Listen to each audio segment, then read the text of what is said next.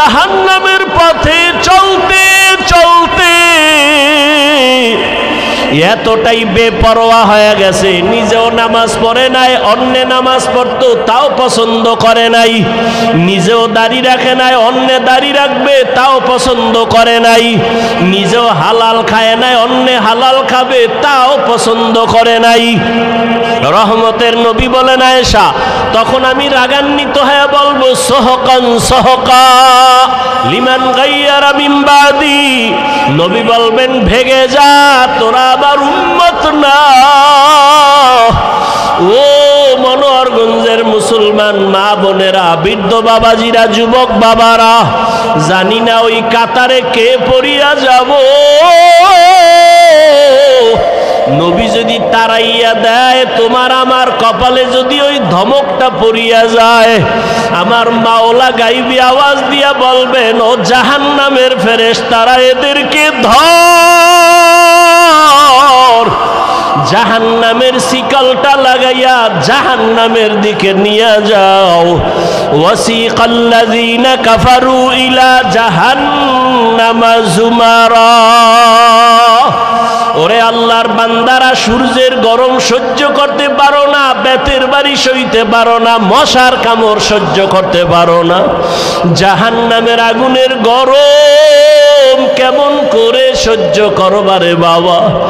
এখনো যদি আল্লাহর আযাবের ভয় অন্তরে আসে, দুই ফোঁটা চোখের পানি ছেড়ে গোপনে আমার মালিকের ডাক দাও।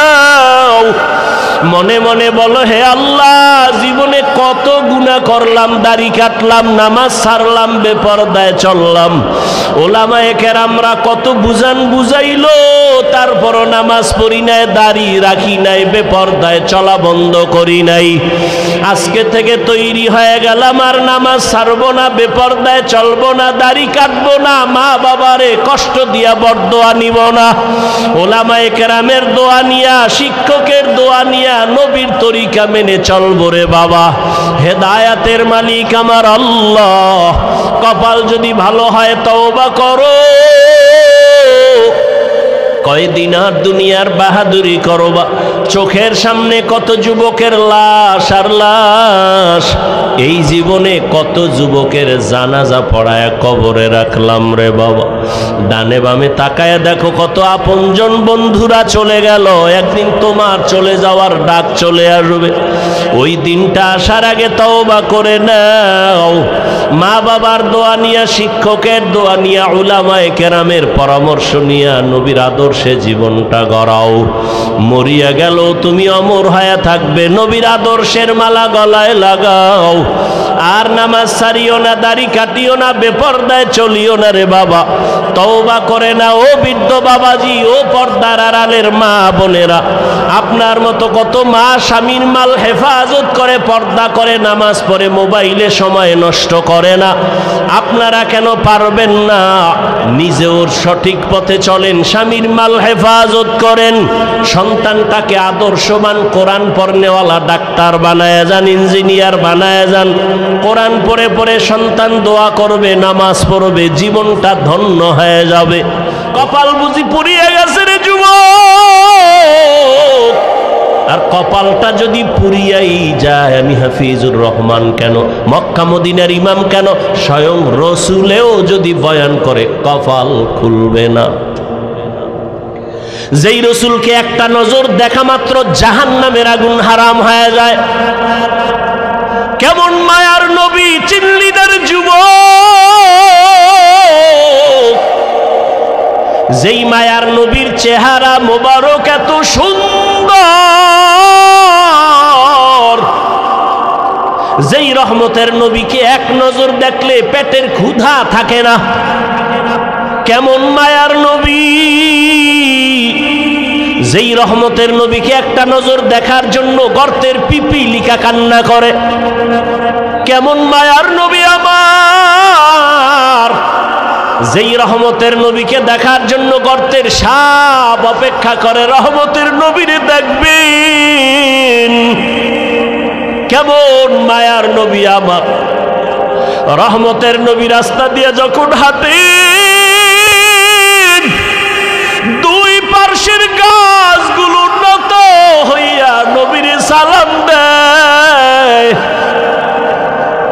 রহমতের নবী যখন রাস্তা দিয়ে হাঁটেন, জঙ্গলের প্রাণীরা বারবার আমার নবীর সালাম জানায়। নবীজি খেজুর গাছের সাথে ট্যাক লাগায়া খুতবা পড়েন। কিছুদিন পরে সিদ্ধান্ত নিলেন, না, এটা বাদ, নতুন একটা খুতবা দেয়ার মিম্বর বানাবে। বুখারী শরীফের ইবারত, খেজুর গাছ কান্না শুরু করছে। সাহাবায়ে কেরাম বলেন, মানুষের কান্নার মতো খেজুর গাছ থেকে, মরা খেজুর গাছ থেকে কান্নার আওয়াজ। রহমতের নবী বলেন, রে খেজুর গাছ কেন কাঁদো? আমি কি দোয়া করব তুই জিন্দা হবি, তোর কাছে খেজুর হবে, উম্মতেরা খাবে। খেজুর গাছ বলে, না ইয়া রাসূলুল্লাহ, এই দোয়া চাই না। কেন কাঁদো? বলে, আপনার বিরহের বেদনায় কান্না করি।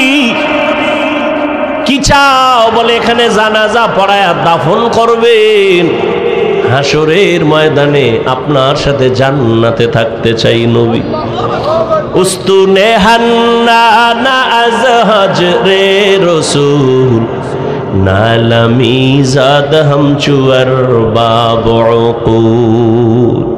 ইয়া আইয়ুহাল্লাযীনা আমানুত্তাকুল্লাহা ওয়াল তানজুর নাফসুম মা কদ্দামাত লিগাদিন ওয়াত্তাকুল্লাহ ইন্নাল্লাহা খাবীরুম বিমা তা'মালুন।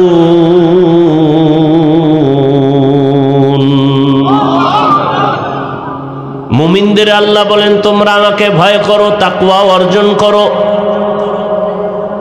এবং তোমার একটা সামনের জীবন আছে, ওই জীবনের জন্য তুমি কি অর্জন করেছো একটু চিন্তা করো, হিসাব মিলাও। ওয়াত্তাকুল্লাহ, আল্লাহ আবার বলেন আমাকে ভয় করো। ইন্নাল্লাহা খাবীরুম বিমা তা'মালুন, তুমি যা করো সব বিষয় আমি আল্লাহ অগ্রিম সব জানি। দুনিয়ার সবাইকে ফাঁকি দেওয়া যায়, আল্লাহকে কখনোই ফাঁকি দেওয়া যাবে না। রহমতের নবী বলেন, আদ-দুনিয়া সিজনুল মুমিন ওয়া জান্নাতুল কাফির। দুনিয়াটা মুমিনদের জন্য জেলখানা, মুসিবতের জায়গা। বেঈমান দুনিয়াদার যারা, এদের জন্য বালাখানা, শান্তির জায়গা। যত শান্তি দুনিয়াদার দুনিয়ায় পাবে, মরণের পরে আর শান্তি নাই, অশান্তি শুরু হবে, শেষ হবে না। দুনিয়াতে যত কষ্ট মুমিন দুনিয়াতে পাওয়ার পরে, এদের মরণের পরে শান্তি শুরু হবে, আর কখনো শেষ হবে না। দুনিয়ায় শান্তি, পরকালে কষ্ট বেঈমানের জন্য। দুনিয়ায় কষ্ট, পরকালে শান্তি মুমিনের জন্য। কারণ আল্লাহ বলেন, দুনিয়াটা পরীক্ষার হল। এই দুনিয়ায় যার ঈমান যত তাজা, তার মুসিবত তত বড়। দুনিয়াতে সব থেকে বড় ঈমানওয়ালা, তাজা ঈমানওয়ালা নবী রাসূলগণ। তাদের জন্য দুনিয়াটা বড় মারাত্মক ছিল, পরীক্ষা বড় কঠিন ছিল। আল্লাহ পাক বলেন, আমি দুনিয়ায় তোমাদের পাঠাবার একমাত্র কারণ আখিরাতের ফসল কামাই করবা। আমার দেশ থেকে বিদেশে যারা কাজের জন্য যায়, আমেরিকা যায়, লন্ডন যায়, সৌদি আরবে যায়, কাতার, কুয়েত, ওমানে যায়, বহু যুবক ছেলে মেয়েরা বিদেশ আছে না নাই? ওরা বিদেশ যায়, টাকা পয়সা কামাই করে, কিন্তু ওখানে কেউ বাড়ি করে না, কামাই করে ওখানে, চিন্তা চেতনা সব তার নিজ জন্মভূমি বাংলাদেশে একটা ঘর কেমনে করবে, আব্বা আম্মাকে একটু আরামে কেমনে ঘুম পাড়াবে, সন্তান পরিবার নিয়ে কেমনে জীবন যাপন করবে, এই চিন্তায় রাতের ঘুম নাই, খানা নাই, এত ব্যস্ত সময় পার করে, সেখানে ঘুমায়ও না টাইম মতো, ওভার ডিউটি করে। আছে না নাই? বিদেশে তুমি এখন খাও আর ঘুমাও। বিদেশে প্রবাসে আমার যুবক বাবারা, যারা আসলেই দুনিয়ার এই মা বাবার মোহাব্বত নিয়ে গেছে, ঋণ হইয়া গেছে, দ্বার উদ্ধার করিয়া গেছে, ওখানে যায় টাইম মতো ঘুম নাই, টাইম মতো খানাও নাই, ডিউটি 8 ঘন্টা, ও ডিউটি করে 16 ঘন্টা, মাঝে মাঝে অসুস্থ হয়, এরপরও ডিউটি বাদ দেয় না। ওর মধ্যে একটা পেরেশানি কাজ করে, আরে আমি 1 মিনিট সময় যদি লস করি, আমার কামাই রুজির 1 মিনিট সময় লস হবে। বাড়ির মধ্যে আমার কত প্যারা, আমার মাথায় আমার মা, আমার বাবা, আমার স্ত্রী, আমার সন্তান, আমার পরিবার, ঋণের বোঝা। বিদেশে গিয়া মানুষ 1 সেকেন্ড ঘুমায় না, যারা জ্ঞানী। আর যারা পাগল, ওরা কিছু টাকা কামাই করে আবার তাস খেলে, জুয়া খেলে। বাংলাদেশের ছেলে ওখানে নামাজও পড়ে না, মক্কার পাশে থাকে, মদিনার পাশে থাকে, নামাজও পড়ে না। কিছু যুবকরা গত বছর কানলো বাইতুল্লাহর পাশে বসে, হোটেলে আইসা আর বলল, হুজুর দোয়া করবেন। আমাদের সাথে অনেক যুবকরা বাড়িতে টাকা পাঠায় না, বলে সৌদির অবস্থা ভালো না, অথচ আমরা দেখতেছি টাকা কামাই করে আর জুয়া খেলে। আর যারা জ্ঞানী, কষ্ট করে বিদেশ দিয়ে ঘুমায় না। ঠিক এই দুনিয়ায় যারা আছে মুমিন, দুনিয়ার ধান্দায় পড়ে নাই, ওর মধ্যে একটা কাজ করে, আমার এই দুনিয়া থাকার জায়গা না, খানার জায়গা না, ঘুমানোর জায়গা না, আরামের জায়গা না। আমার আসল বাড়ি দুনিয়া না, আমার আসল বাড়ি জান্নাত। আমার আরামের জায়গা জান্নাত।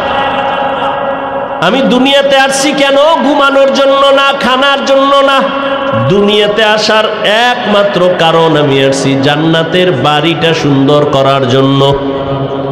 আমি দুনিয়াতে আসছি আমার আব্বা আম্মাকে দেখা দেখা জান্নাত কামাই করার জন্য। আমি দুনিয়াতে আসছি আল্লাহর হুকুম মতো জীবন চালাইয়া আখেরাতের ময়দানে বাহাদুরের মতো বিনা হিসাবে জান্নাতে ঢোকার জন্য। এ কারণে আমার আল্লাহ বলেন, ও বান্দা, দুনিয়ার মধ্যে থাইকা আখেরাতের ফসল কামাই করো, কারণ অন্য কোনো জগৎ নাই আখেরাতের ফসল কামাই করার। আর দুনিয়া মাজরাতুল আখেরাহ, দুনিয়াতে থাকি আখেরাতের ফসল কামাই করো। তার মানে তুমি যে দুনিয়ায় থাইকা মা বাপ বাদ দিয়া, ছেলে মেয়ে বাদ দিয়া, বিবাহ শাদী বাদ দিয়া, ব্যবসা বন্ধ করে শুধু জিকির করবা, এটা না। বান্দা, তোমাকে আমি 24টা ঘন্টার একটা পর্দা লাগাই দিছি। রাত আর দিনের পর্দার মধ্যে তোমার জীবনটাকে আটকায় দিলাম।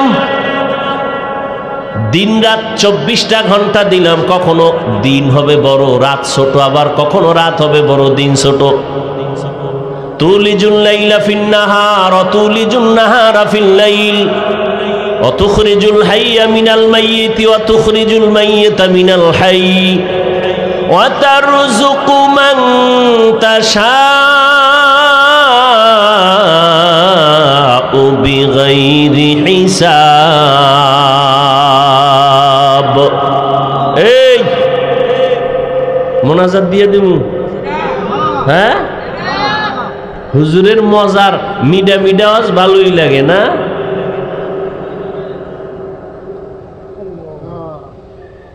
মিষ্টি ময়ান খুব ভালোই লাগে। আর কলিজায় আঘাত লাগলে আর ভাল লাগে না, জুতা খুঁজে তাড়াতাড়ি উঠার জন্য। হ্যাঁ, আল্লাহ হেদায়াত দান করুন। উঠা বসা করলে আমি দোয়া করে দেই। এত কষ্ট করে আনছেন দাওয়াত দিয়া, সময়কে নষ্ট করেন কেন? অবমূল্যায়ন করেন কেন? ভালো লাগে না আসছেন কেন? এটা তো এমন প্যান্ডেল না যে জোর করে বসতে হবে, টিকিট দিয়ে বসতে হবে, উঠে গেলে টাকা মিস। ইসলাম তো বাই ফোর্স না বাই চয়েস, কাউকে জোর করে মানুষকে দিনের দিকে ডাকে না। আপনি ভালো লাগলে নামাজ পড়বেন, না পড়লে নাই। আমাদের কাজ দাওয়াত দেওয়া। ফলাফল কিয়ামতের দিন পাইয়ে যাবেন হাতে। মরার আগেই দেখে যাবেন আপনি জান্নাতি না জাহান্নামী।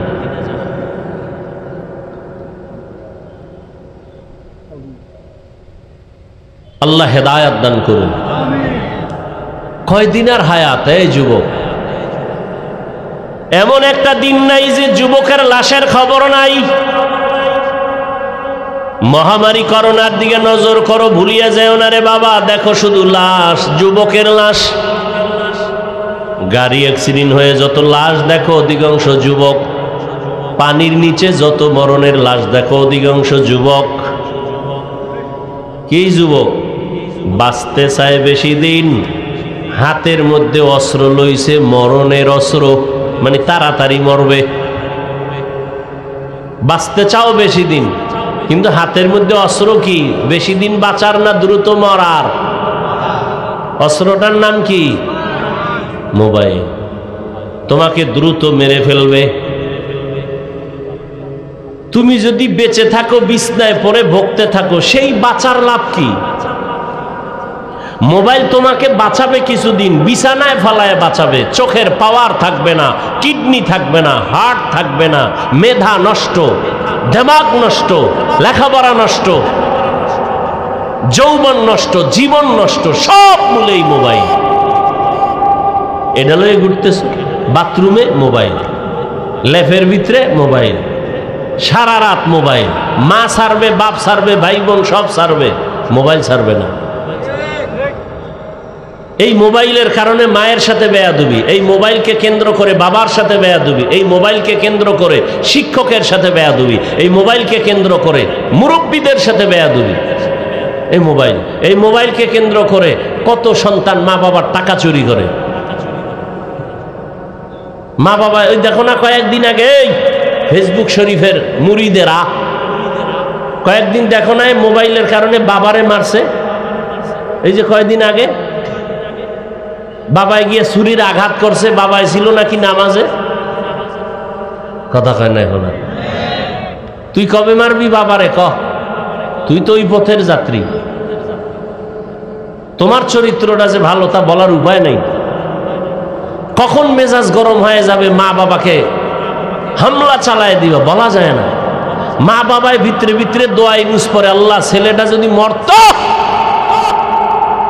তাহলে একটা বালা মুসিবত থেকে বেঁচে যাইতাম। কারণ ছেলের চরিত্র এত খারাপ, মানুষের সামনে মুখ দেখাইতে পারি না, লজ্জা। নিজেরা তো খুব বাহাদুর ভাবো না, অথচ তোমার মা বাবা চায় তুমি মইরা যাও। তোমার চরিত্র এত খারাপ যে তোমার চরিত্রের কারণে লজ্জা পায় মা, লজ্জা পায় বাবা, মানুষের সামনে শরম পায় তোমার চরিত্রের কারণে। এমন অভিশপ্ত কপাল নিয়ে জন্ম নিয়েছ। শিক্ষক তোর উপরে বেজার, এত তোর ব্যবহার খারাপ। এলাকার মুরব্বীরা তোমার উপরে বেজার, তোমার ব্যবহার এত খারাপ। মা বাবা বেজার তোমার উপরে, তোমার ব্যবহার এত খারাপ। আলেম ওলামা তোমার উপরে বেজার, তোমার ব্যবহার এত খারাপ। অভিশপ্ত কপাল নিয়ে দুনিয়াতে আসছো কেন? কি নিয়ে কবরে যাবি? মরে গেলে মানুষ কি স্মরণ করবে? যে একটা মুসিবত গেছি গে, আলহামদুলিল্লাহ। মানুষ মরলে ইন্না লিল্লাহ পড়ে, তুই মরলে সবাই আলহামদুলিল্লাহ পড়বে। এমন পোড়া কপাল নিয়ে জন্ম নিয়েছ।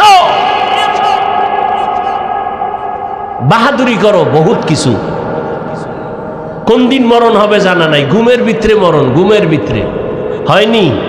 যুবক বাবারা হয়নি? বেয়াদবি মাপ চাই। আমার তো তোমার সাথে দুশ্মনী চাই নাই, বরং আমার অন্তর চায় তোমার দুইটা পায়ে হাত দিতে পারলে, যদি নামাজি হইতা, দাড়িওয়ালা হইতা, আমি নিচে এসে পাও ধরতাম। অথচ তোমার মতো যুবকই তো কবি নজরুল। আজকে তার গুণগান গাও। তোমার মতো সারা রাত মোবাইলে অপরাধ করলে জীবনে কবি নজরুল হতে পারত না।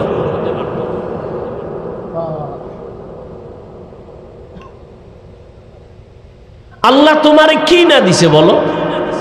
তুমি ডাক্তার হও, কে তোমাকে নিষেধ করে? ইঞ্জিনিয়ার হও, তুমি প্রফেসর হও, তুমি এমপি হও, মন্ত্রী হও, এসপি হও, ডিসি হও, ওসি হও, তবে বেয়াদব হইও না, বেয়াদব হইও না।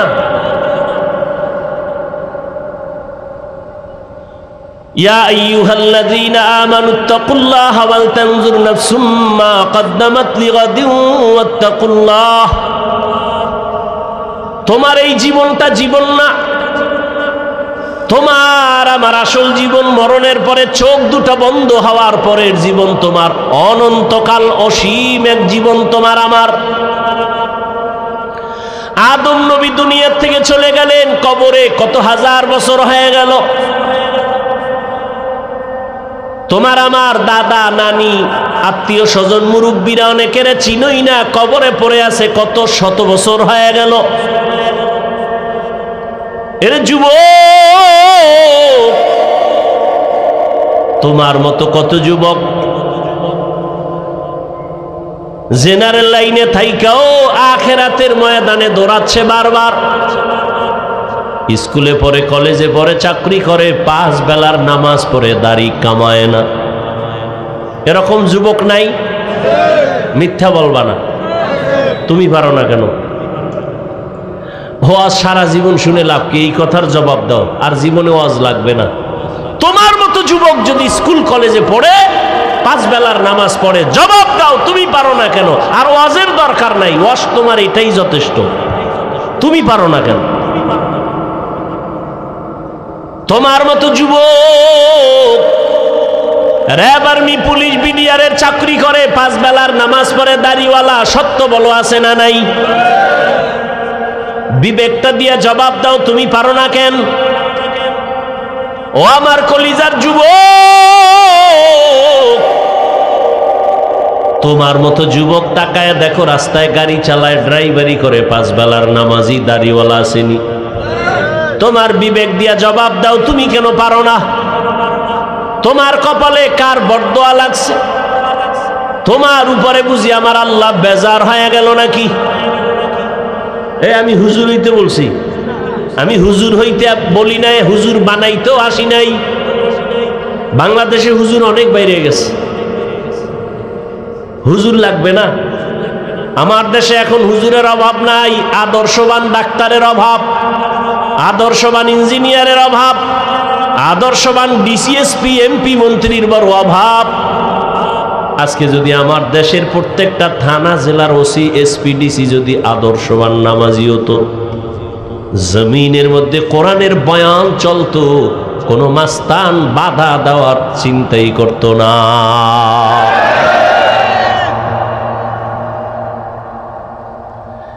তোমরা স্বাধীন স্বাধীন করো, স্লোগান দাও না, দেশ স্বাধীন। দেশ স্বাধীন হলে চট্টগ্রামে আইনজীবীর গলায় ছুরি চালানো হয় কেন?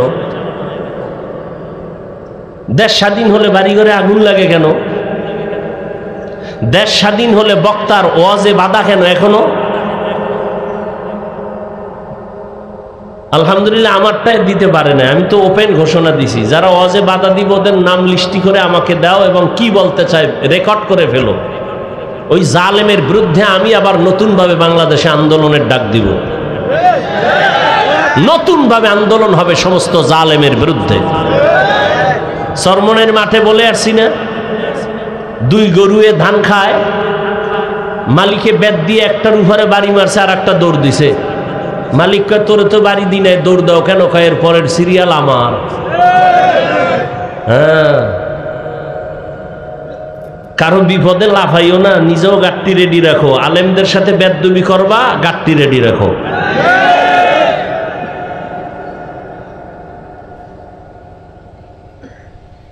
আল্লাহ হেদায়েত দান করুন। মসজিদে রাজনীতি চলবে না, খুব মজার কথা। ইমাম সাহেব থাকতে হবে নিরপেক্ষ, খুব সুন্দর কথা। কমিটির লোক কেন রাজনীতি হয়? ইমামকে নিরপেক্ষ রাখতে হলে কমিটির ব্যক্তিদেরকেও নিরপেক্ষ থাকতে হবে।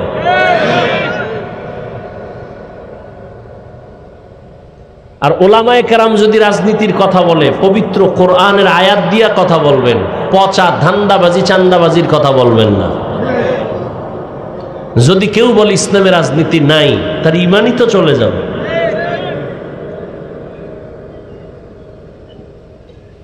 এই কথা শিখায় কারা?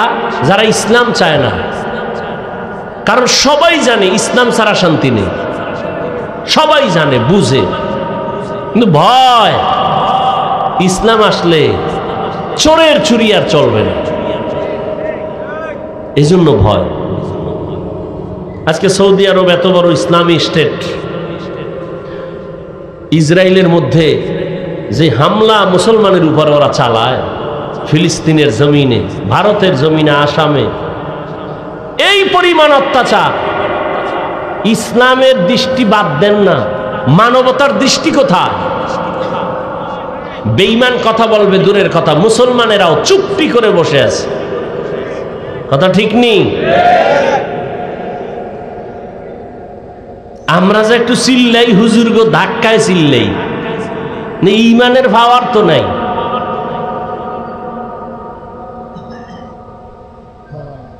আল্লাহ সব ভাইকে হেদায়েত দান করুন, মুসলমানদের ইজ্জতের হেফাজত করেন।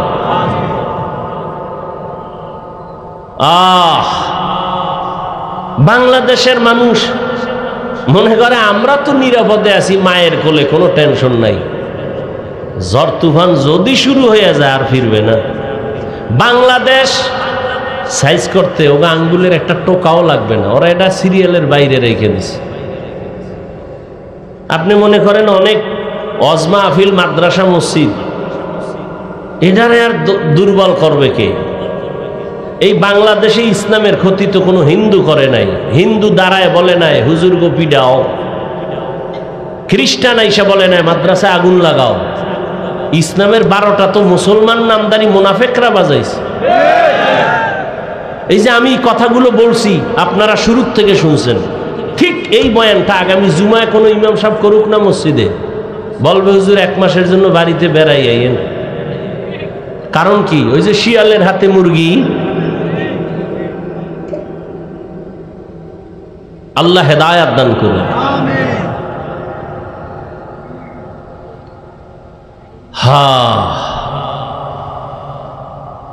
পরকাল জিন্দেগির জন্য কি হিসাব মিলাও রে বাবা।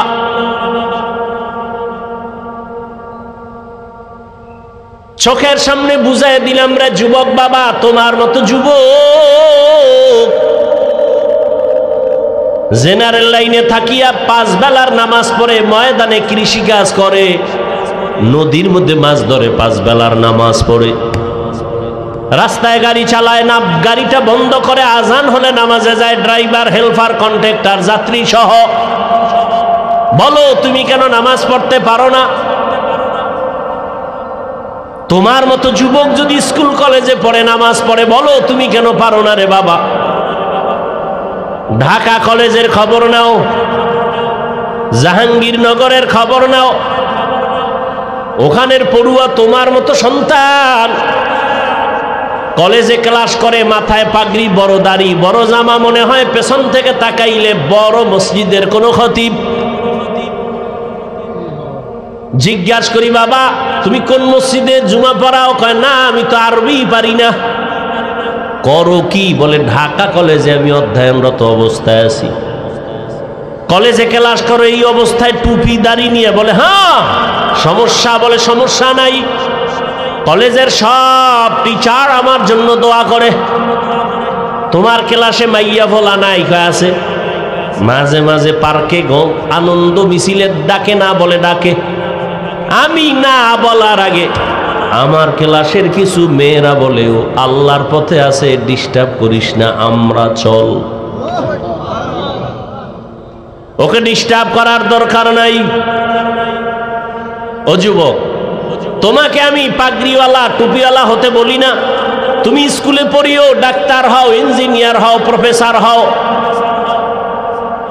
কিন্তু আমার দাবি একটাই হলো বেয়াদব হইও না রে বাবা। বলবা হাফিজ ভাই বেয়াদব হব না, তার ব্যাখ্যা 3 জায়গায় বেয়াদবি করবা না, করলেই তোমার মরার আগে জীবন শেষ। মরবি না, এত তাড়াতাড়ি দুষ্টগুলি মরবে না। ওরা মায়েরে জ্বালায়, বাবারে জ্বালায়, হুজুরের জ্বালায়, শিক্ষকের জ্বালায়, আলেমগো জ্বালায়, এবার ও জ্বলব না? ও কিডনি যাইব, লিভার যাইব, বিছনায় শুইয়া শুইয়া কানতে কানতে কানতে কানতে ওর জীবন শেষ শেষ। এত তাড়াতাড়ি আল্লাহ নিবে না, ওরে জ্বালাইয়া এরপরে নিবে। যারা বেয়াদবি করে মা বাবার সাথে, এটি তাড়াতাড়ি মরবে না তো। মা বাবার সাথে বেয়াদবি করা যাবে না, কারণ জীবনের সফলতার বড় চাবি মা বাবার দোয়া। এই চেয়ারে বসছি আল্লাহর কসম, মা বাবার চোখের পানি দোয়া না থাকলে এখানে বসা যাইতো না রে বাবা। তবে আমার আব্বা আম্মা দোয়া করেছেন, কান্না করেছেন, আল্লাহ সম্মান দিছেন, তবে আমাকে মা বাবা হাতে ধরে আমাকে বয়ান শিখান নাই, দস্তকাত শিখান নাই, আমি দস্তকাত দেই, কথা বলি, বয়ান করি, এগুলো আমার মা বাবা শিখান নাই, হাতে কলমে ধরে এগুলো শিখাইছেন আমার ওস্তাদ, আমার শিক্ষক। অতএব শিক্ষকের সাথে যদি বেয়াদবি করো রে ছাত্র, জীবনের লেখাপড়ার দরজা থেকে তুমি ধ্বংস হয়ে যাবে। বহু রাস্তায় মাঝে মাঝে পাগল দেখি, অর্ধুলাঙ্গ পাগল, ইংলিশে কথা বলে, আরবিতে কথা বলে। পাগল আবার ইংলিশ কেন কয়? পাগলে ইংলিশ বলে না, বরং ইংলিশ পড়নেওয়ালা ছাত্রটাই বেয়াদবি করে পাগল হয়ে গেছে। এই বানায় বলতেছি, এরকম পাগল দেখছো? আরবিতে কথা বলে অথচ পাগল। হিসাব করে দেখলাম বেয়াদবি করে পাগল হয়ে গেছে। এজন্য মা বাবার বরদোয়া বড় কঠিন, শিক্ষকের বরদোয়া কঠিন। 3 নাম্বার, উলামায়ে কেরাম মুরব্বীদের সাথে বেয়াদবি করলে জীবন ধ্বংস, চরিত্র ধ্বংস হয়ে যাবে। কোনোদিন কোনো মা বাবা সন্তানের জন্য বরদোয়া করে না, লিখে রাখো ভালো করে। কোনোদিন কোনো শিক্ষক ছাত্রের জন্য বরদোয়া করে না, কোনো আলেম কোনোদিন কোনো উম্মতের জন্য বরদোয়া করে না।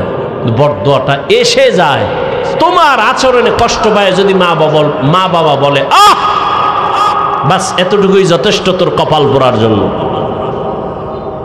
তোমার আচরণে কষ্ট পেয়ে যদি শিক্ষক বলে আহ, তোমার কপাল পুড়তেই নিঃশ্বাসটাই যথেষ্ট।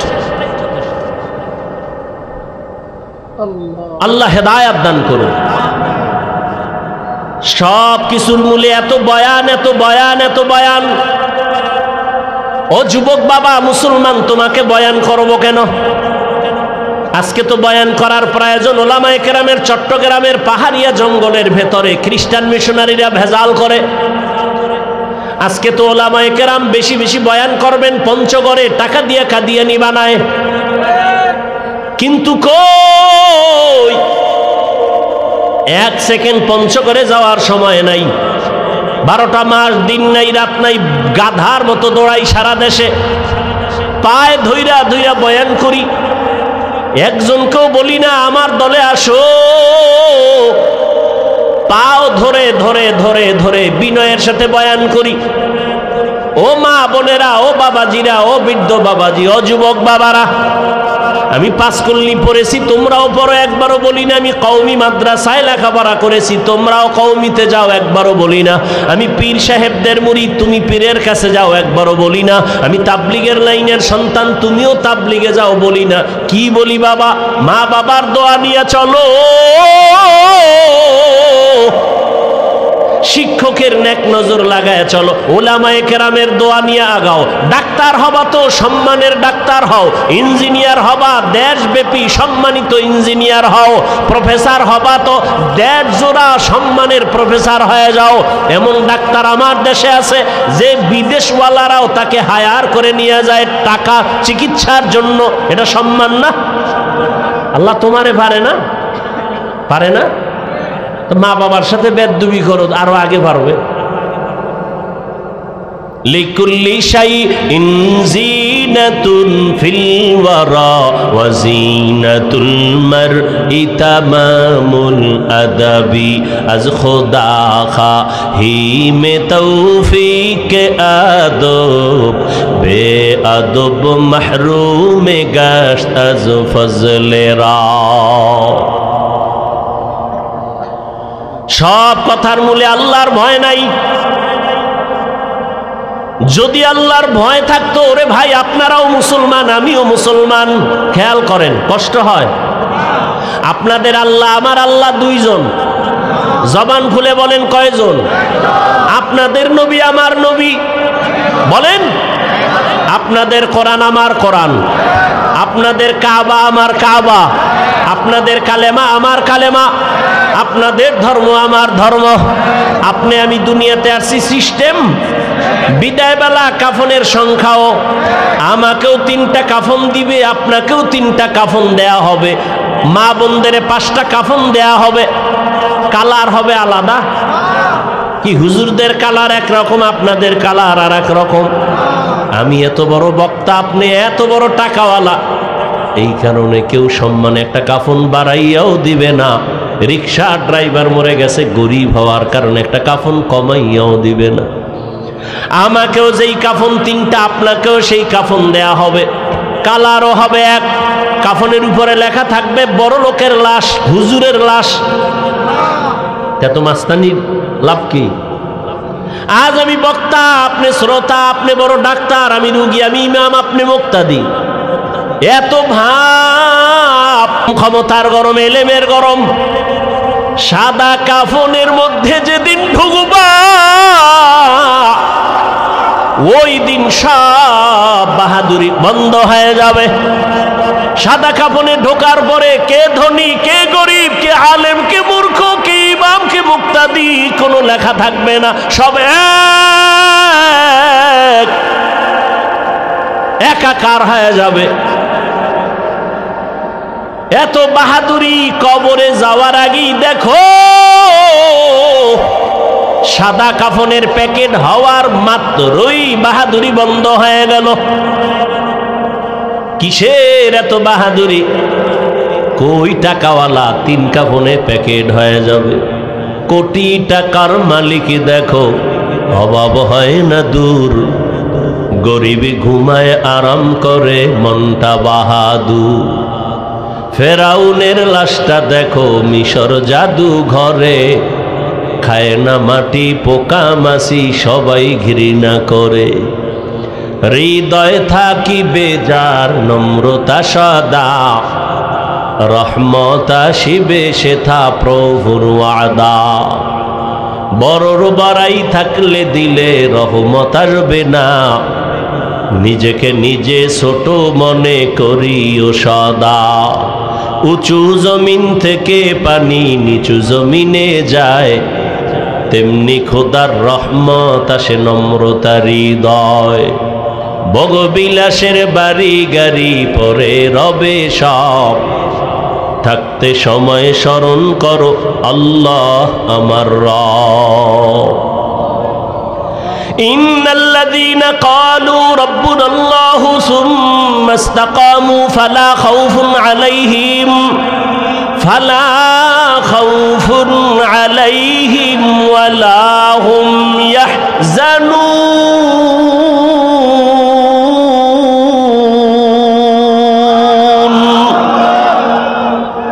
যে ব্যক্তি আমার আল্লাহকে রব বলে স্বীকার করবেন এবং এই রবকে মানিয়া জীবনটা চালাবে, আল্লাহ বলেন তোমার দুনিয়ায় পেরেশানি নাই, আখেরাতেও ভয় নাই। আমি আল্লাহ কুদরতের দ্বারা তোমাকে বিনা হিসাবে জান্নাত দিয়া দিব।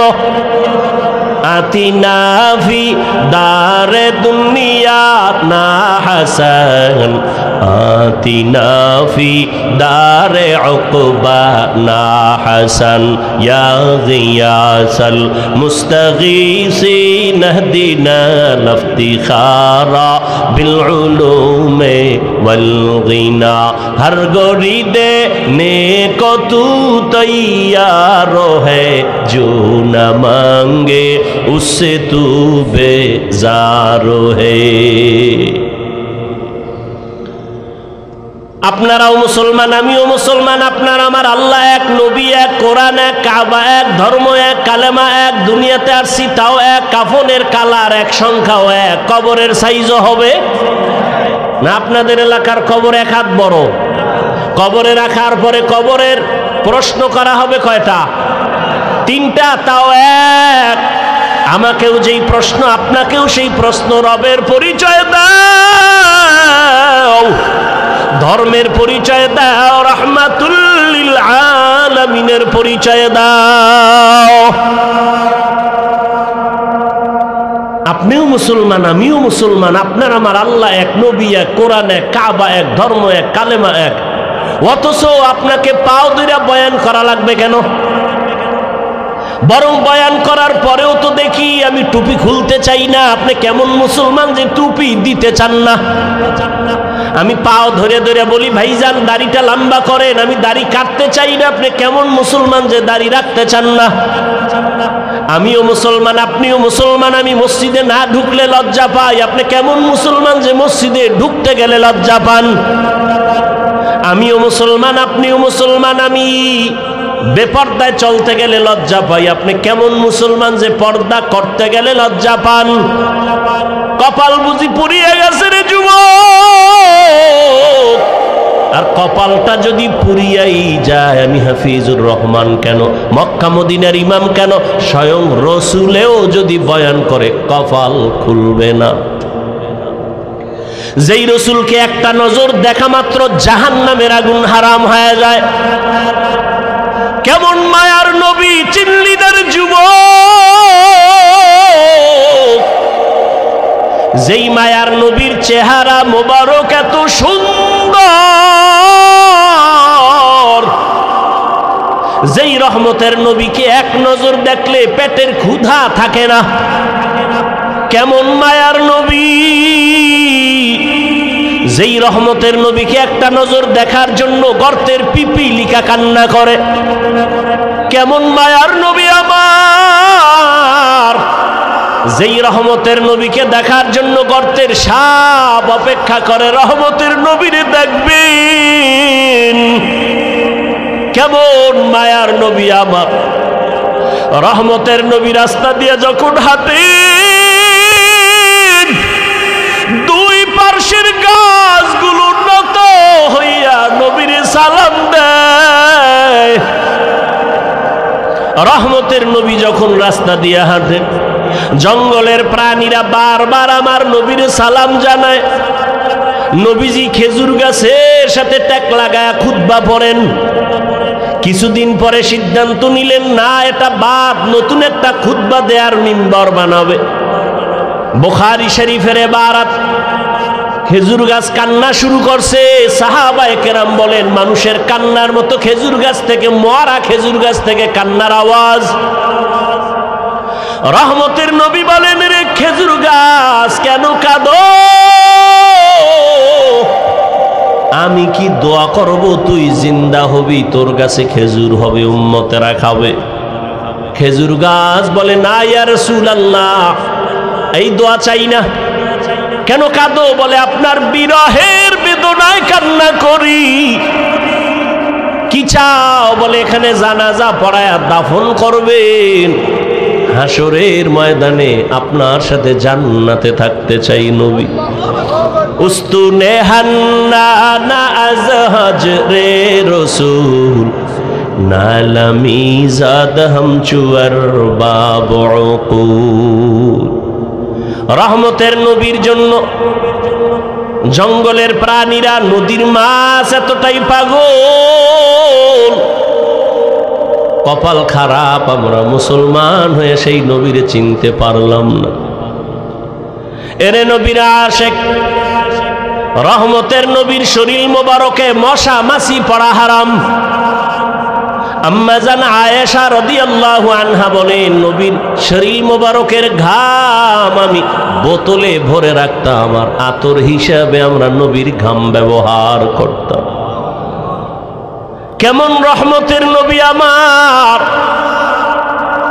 আজও সেই নবী মদিনাতুল মুনাওয়ারা জিন্দা নবী, উম্মতের মায়ায় কান্না করে।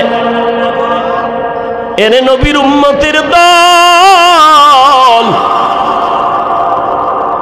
আজ আমার নবীর বিরুদ্ধে এত অত্যাচার, এত ষড়যন্ত্র,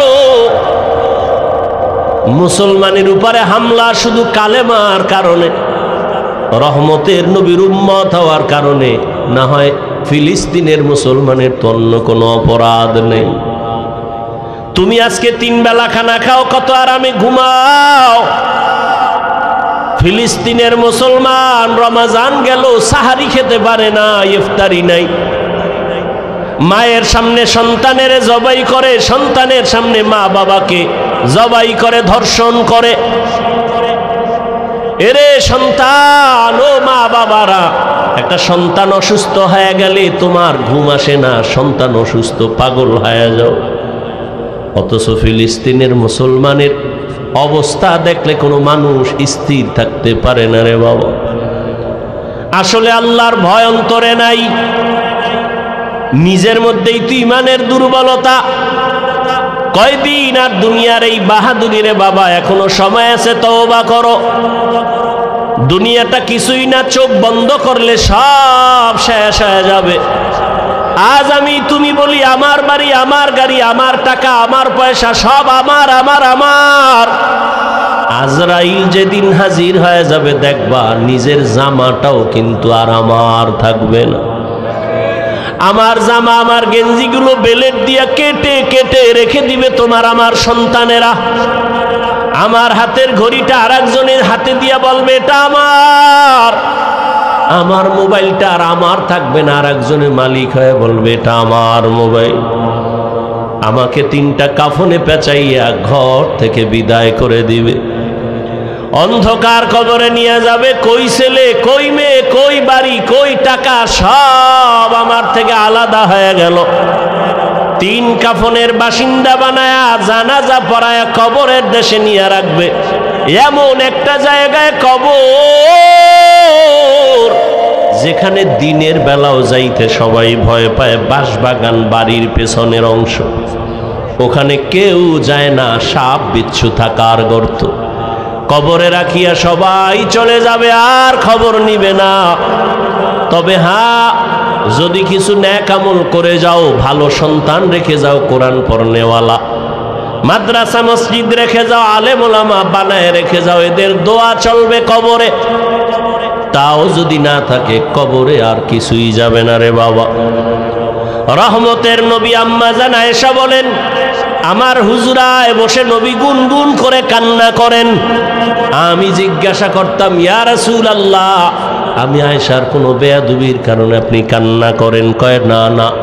তো কেন আপনি কাঁদেন? আম্মা জান আয়েশার জবাবে রহমতের নবী বলেন, হাসরের ময়দানের ভয়ঙ্কর হালাত আমার যখন মনে পড়ে চোখের পানি ধরে রাখতে পারি না রে আয়েশা। হাসরের ময়দানটা কত যে ভয়ঙ্কর, আমার উম্মতের কি হালাত হবে আয়েশা। আম্মা জান বলেন, কেমন হালাত? নবীজি বলেন, হাসরের ময়দানে নারী আর পুরুষগুলো উলঙ্গ, সবাই উঠবে। নারীরা উলঙ্গ, পুরুষেরা উলঙ্গ দাঁড়াবে। সূর্যটা মাথার উপরে নেমে আসবে। সূর্যের গরমে জমিনটা তামা হয়ে যাবে। নাফরমানদের মাথার মগজগুলো ভাতের মারের মতো ফুটতে থাকবে। ওদিকে জাহান্নামের আওয়াজ। জাহান্নাম চিৎকার দিয়া বলবে, ও দয়ার মালিক, বেনামাজিগুলো কই? নাফরমান গুনাহগারগুলো আমার পেটে দাও। নবী বলেন, ওদিকে আমার আল্লাহ রাগান্বিত আওয়াজ দিয়া ফেলবেন, কুদরতের আওয়াজ দিবেন, বড় ভয়ঙ্কর আওয়াজ। লিমানিল মুলকুল ইয়াউম লিল্লাহিল ওয়াহিদিল কাহ্হার। নবীজি বলেন, আমার আল্লাহ এতটা রাগান্বিত, কুদরতের আওয়াজ দিবেন যে হাসরের ময়দানটা থরথর করে কেঁপে উঠবে। জাহান্নামের আওয়াজ, এমন অবস্থা হবে যে নবীদের কোনো গুনাহ নাই, সে নবীরাও কান্না শুরু করবেন। আদম আলাইহিস সালাম কান্না করবেন, মুসা নবী কাঁদবেন, ঈসা নবী কান্না করবেন, ইব্রাহিম নবী কান্না করবেন, নূহ নবী কান্না করবেন। উম্মতেরা পাগলের মতো দৌড়াবে, কোথায় যাবে একটু পরিত্রাণ পাওয়ার জন্য। আদম নবীও বলবে, আমি পারবো না, যাও, কোনো উম্মতের সুপারিশ করতে পারবো না। মুসা নবীও তাড়ায় দিবেন, ঈসা নবী তাড়ায় দিবেন।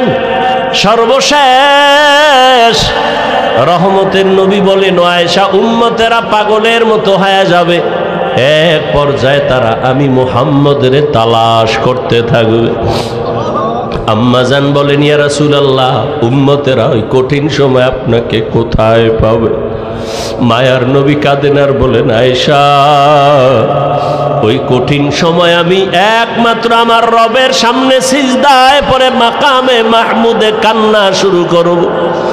মুসা নবী কাঁদবেন নিজের জন্য, ঈসা নবী কান্না করবেন নিজের চিন্তায়, আদম নবী কাঁদবেন নিজের চিন্তায়, আর আমি মুহাম্মদ কান্না করব, একবারও বলবো না আমার কথা, আমি বারবার বলবো, আমার উম্মতের কি উপায়?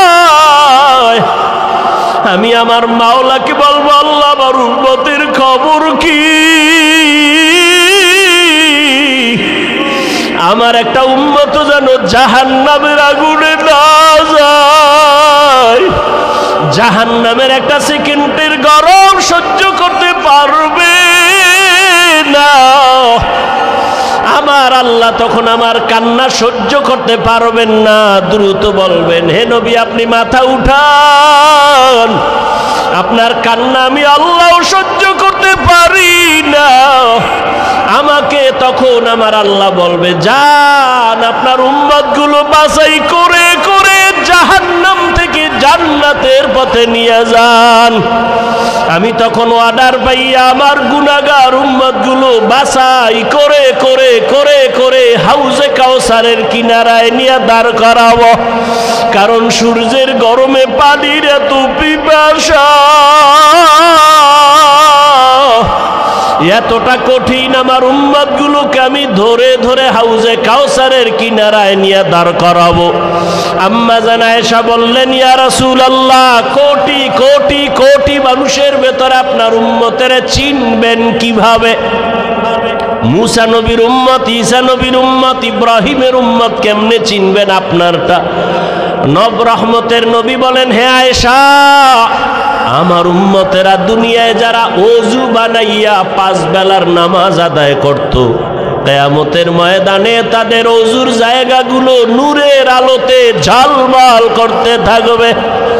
আমি দেখে দেখে ধরে ধরে বলবো, আয় আয় আয়, আমার উম্মতেরা আয়, হাউজে কাউসারের পানি আমার হাতে পান করে যাও। হাউজে কাউসারের গোড়ায় আমি নিজে পেয়ালা ভরে ভরে পানি দিব, আর উম্মতেরা পান করবে। এভাবে দিতে দিতে হঠাৎ করে উম্মতের লাইন এখন অনেক বড়, মাঝখানে পর্দা পড়ে যাবে। ফেরেশতারা পর্দা দিলা কেন? উম্মত এখনো তো বাকি আছে, ওদেরকে পানি পান করাবো। ফেরেশতারা বলবেন, ইয়া রাসূলুল্লাহ, এই উম্মতগুলো আপনার আসল উম্মত না, এগুলো ভেজাল।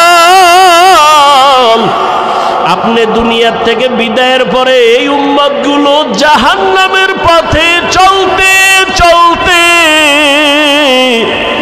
এতটাই বেপরোয়া হয়ে গেছে, নিজেও নামাজ পড়ে নাই, অন্যে নামাজ পড়তো তাও পছন্দ করে নাই, নিজেও দাড়ি রাখে নাই, অন্যে দাড়ি রাখবে তাও পছন্দ করে নাই, নিজেও হালাল খায় নাই, অন্যে হালাল খাবে তাও পছন্দ করে নাই। রহমতের নবী বলেন, আয়েশা, তখন আমি রাগান্বিত হয়ে বলবো, সহকান সহকা লিমান গাইয়ারা মিন বাদি। নবী বলবেন, ভেগে যা, তোরা আমার উম্মত না। ও মনোহরগঞ্জের মুসলমান মা বোনেরা, বৃদ্ধ বাবাজিরা, যুবক বাবারা, জানি না ওই কাতারে কে পড়িয়া যাব। নবী যদি তাড়াইয়া দেয়, তোমার আমার কপালে যদি ওই ধমকটা পড়িয়া যায়, আমার মাওলা গাইবি আওয়াজ দিয়া বলবেন, ও জাহান্নামের ফেরেশতারা, এদেরকে ধর, জাহান্নামের শিকলটা লাগাইয়া জাহান্নামের দিকে নিয়ে যাও। ওয়াসিকাল্লাযীনা কাফারু ইলা জাহান্নামা যুমারা। ওরে আল্লাহর বান্দারা, সূর্যের গরম সহ্য করতে পারো না, বেতের বাড়ি সইতে পারো না, মশার কামড় সহ্য করতে পারো না, জাহান্নামের আগুনের গরম কেমন করে সহ্য করবারে বাবা? এখনো যদি আল্লাহর আযাবের ভয় অন্তরে আসে, 2 ফোঁটা চোখের পানি ছেড়ে গোপনে আমার মালিকের ডাক দাও। মনে মনে বলো, হে আল্লাহ, জীবনে কত গুনাহ করলাম, দাড়ি কাটলাম, নামাজ ছাড়লাম, বেপরদায় চললাম, ওলামায়ে কেরামরা কত বুঝান বুঝাইলো, তারপরও নামাজ পড়ি নাই, দাড়ি রাখি নাই, বেপরদায় চলা বন্ধ করি নাই। আজকে থেকে তৈরি হয়ে গেলাম, আর নামাজ ছাড়বো না, বেপরদায় চলবো না, দাড়ি কাটবো না, মা বাবারে কষ্ট দিয়া বরদোয়া নিব না, ওলামায়ে কেরামের দোয়া নিয়া, শিক্ষকের দোয়া নিয়া, নবীর তরিকা মেনে চলবো রে বাবা। হেদায়াতের মালিক আমার আল্লাহ। কপাল যদি ভালো হয় তওবা করো, কয়দিন আর দুনিয়ার বাহাদুরি করবা? চোখের সামনে কত যুবকের লাশ আর লাশ। এই জীবনে কত যুবকের জানাজা পড়ায় কবরে রাখলাম রে বাবা। ডানে বামে তাকায় দেখো কত আপনজন বন্ধুরা চলে গেল। একদিন তোমার চলে যাওয়ার ডাক চলে আসবে। ওই দিনটা আসার আগে তওবা করে নাও। মা বাবার দোয়া নিয়া, শিক্ষকের দোয়া নিয়া, উলামায়ে কেরামের পরামর্শ নিয়া নবীর আদর্শে জীবনটা গড়াও। মরিয়া গেল তুমি অমর হয়ে থাকবে। নবীর আদর্শের মালা গলায় লাগাও। আর নামাজ ছাড়িও না, দাড়ি কাটিও না, বেপরদায় চলিও না রে বাবা। তওবা করে না ও বৃদ্ধ বাবাজি, ও পর্দার আড়ালের মা বোনেরা। আপনার মতো কত মা স্বামীর মাল হেফাজত করে, পর্দা করে, নামাজ পড়ে, মোবাইলে সময় নষ্ট করে না। আপনারা কেন পারবেন না? নিজেও সঠিক পথে চলেন, স্বামীর মাল হেফাজত করেন, সন্তানটাকে আদর্শবান কোরআন পড়নেওয়ালা ডাক্তার বানায় যান, ইঞ্জিনিয়ার বানায় যান। কোরআন পড়ে পড়ে সন্তান দোয়া করবে, নামাজ পড়বে, জীবনটা ধন্য হয়ে যাবে। ও আল্লাহর বান্দারা, তওবা করার মতো যদি অন্তর তৈরি হয়, মুনাফিকি অন্তরে যদি না থাকে, খাঁটি তওবার নিয়ত যাদের আছে, দুটো হাত আমার আল্লাহকে দেখাইয়া দাও। আয় আল্লাহ, আমাদের হাতগুলো কবুল করে নেন, তওবা কবুল করে নেন, তওবার উপরে মজবুত হইয়া চলার তৌফিক দান করেন। আমিন।